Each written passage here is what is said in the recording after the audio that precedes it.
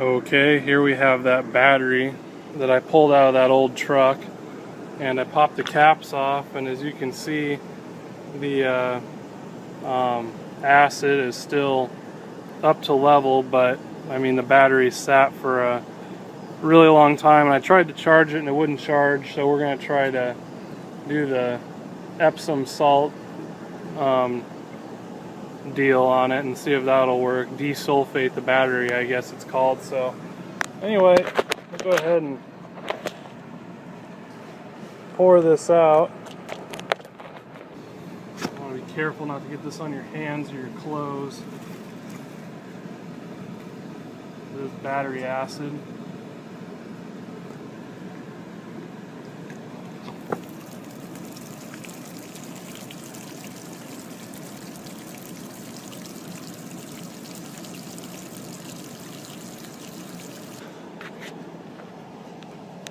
Probably can't see it like I can, but looking in here, there's a fair amount of corrosion built up.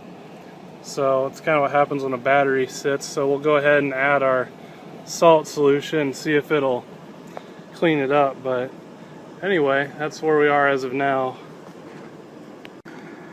Alright, so here we have our Epsom salt solution, and I have 2 more containers. It should take about 4 of these, but I have about 30 to 40% of this Epsom salt dissolved in here. So quite a darn bit. As you can see, it's real cloudy.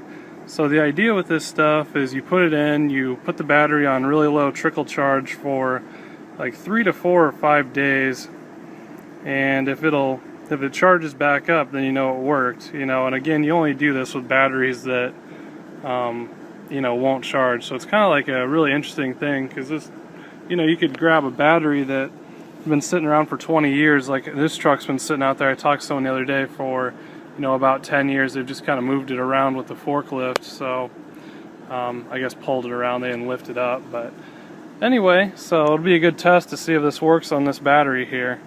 So, there's no real exact science to it, just fill one cell, move to the next. So we'll probably add some more of this at some point. I'm just going to fill them all the way up to the top.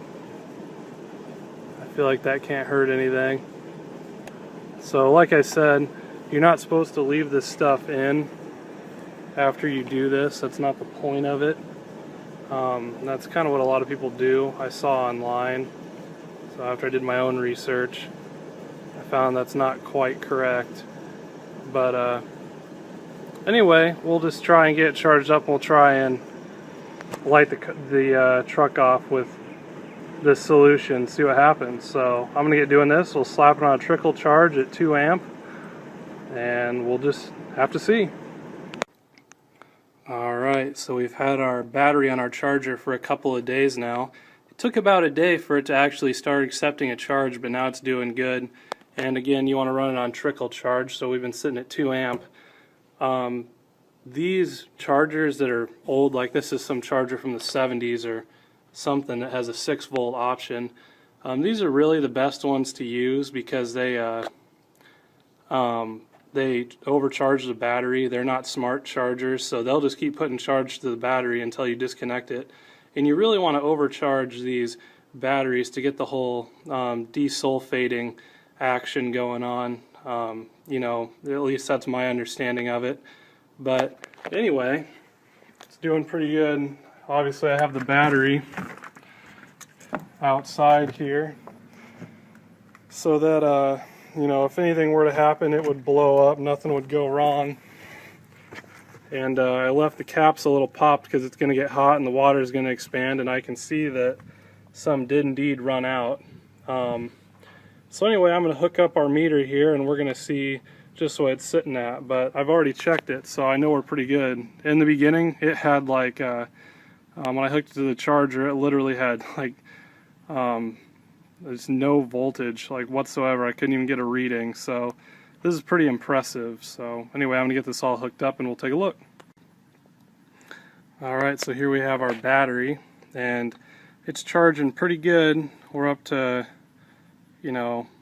You can see our voltage there. We're well over 12 volts, so I think today I'm going to try and put it in that old truck out there and then see if the truck itself will crank over. But as far as this goes, I think we brought the battery back well enough to try and use it. So anyway, that's pretty impressive. So I guess if it's the end of the world and you're left on your own for years and years, I guess you can use old batteries this way. So it's pretty impressive.